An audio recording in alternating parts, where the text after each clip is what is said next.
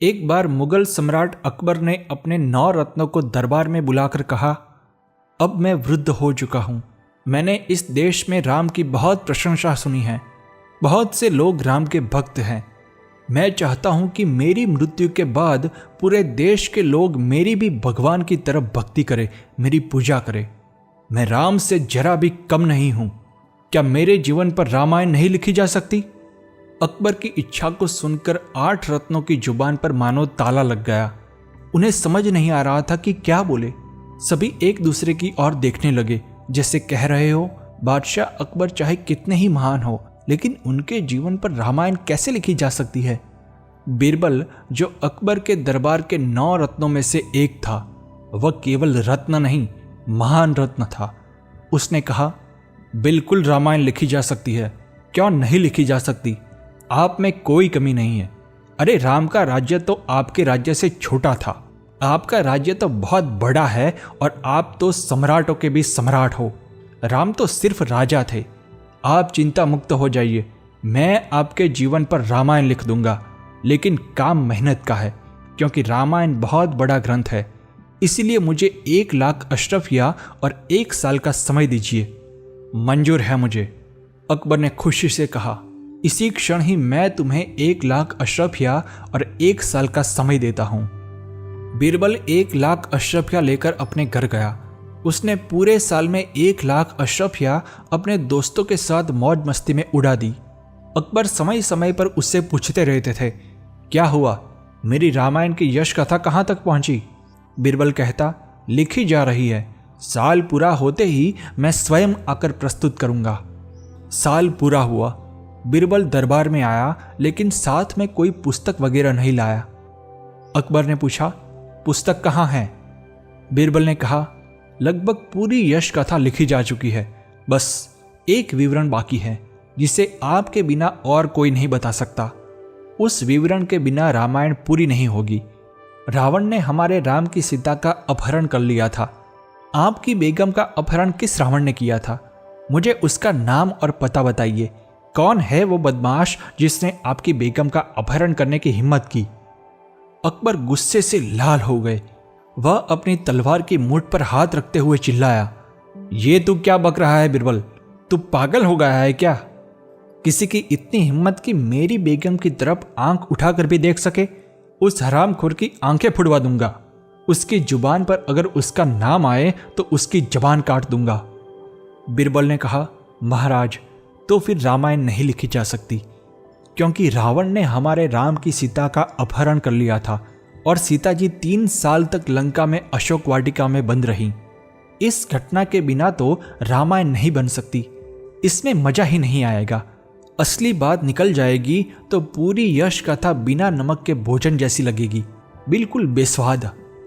अकबर ने कहा, अगर ये झंझट करनी पड़े तो मुझे रामायण नहीं लिखवानी।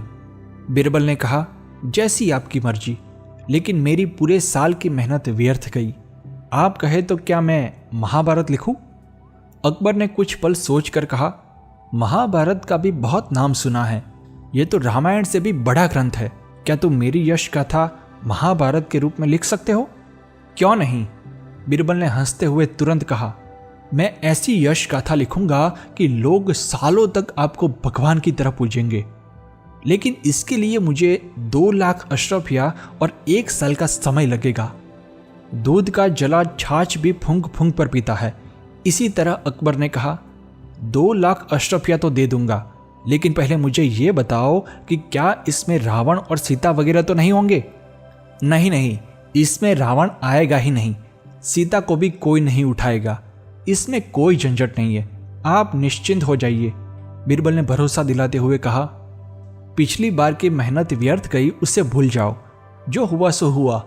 ये लो 2 लाख अशरफिया। कहते हुए अकबर ने अशरफिया भरी थैली दी। बीरबल ने पूरे साल में 2 लाख अशरफिया दोस्तों के साथ मौज मस्ती और दावतों में उड़ा दी। उसने जी भर कर मौज की।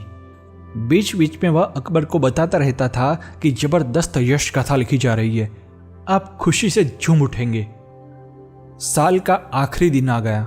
बीरबल फिर से खाली हाथ दरबार में आया। अकबर ने पूछा, मेरी यश गाथा पर किताब कहाँ है? महाभारत कहाँ है? बीरबल ने पूरी शांति से कहा, महाराज, लगभग पूरी यश कथा लिखी जा चुकी है। बस एक महत्वपूर्ण विवरण बाकी है जिसे आपके बिना कोई नहीं बता सकता। उस विवरण के बिना आपकी यश कथा अधूरी रहेगी। महाभारत में द्रौपदी के 5 पति थे। आप अपनी बेगम के पति हैं, लेकिन उसके बाकी 4 पति कौन हैं? मुझे उसके नाम बताइए। बीरबल के बच्चे, रुक तू, अभी तुझे मजा चखाता हूं। अकबर क्रोध से गरज उठे। पहले तो उन्होंने केवल म्यान पर हाथ रखा था, लेकिन इस बार उन्होंने तलवार खींच ली। आखिर तू मुझे समझ क्या बैठा है? मेरे जीते जी अगर मेरी बेगम का कोई और पति है तो उसकी गर्दन उड़ा दूंगा।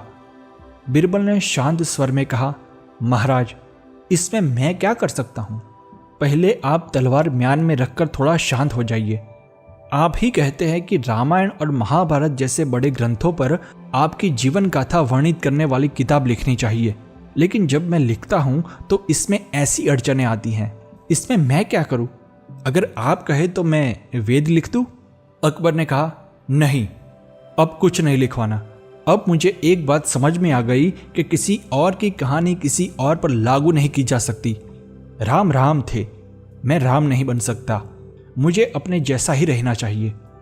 बीरबल ने बंद होठों में मुस्कुराते हुए कहा, देर से ही सही, लेकिन अब आपको बात समझ में आ गई। कई तो ऐसे मूर्ख हैं जो इसे जन्म जन्मांतर तक नहीं समझ पाते। दोस्तों, हमें न तो कृष्ण, न राम, न ईसा बनने की जरूरत है। हमें न तो सचिन तेंदुलकर, न लता मंगेशकर, न रोनाल्डो बनने की कोशिश करनी चाहिए। हम जितना भी प्रयास करें, जो हम नहीं हैं वो हम नहीं बन सकते। हम केवल वही बन सकते हैं जो हम वास्तव में हैं। मूल रहना चाहिए, नकल में नहीं पड़ना चाहिए। नकल के कारण कई लोग भटक चुके हैं।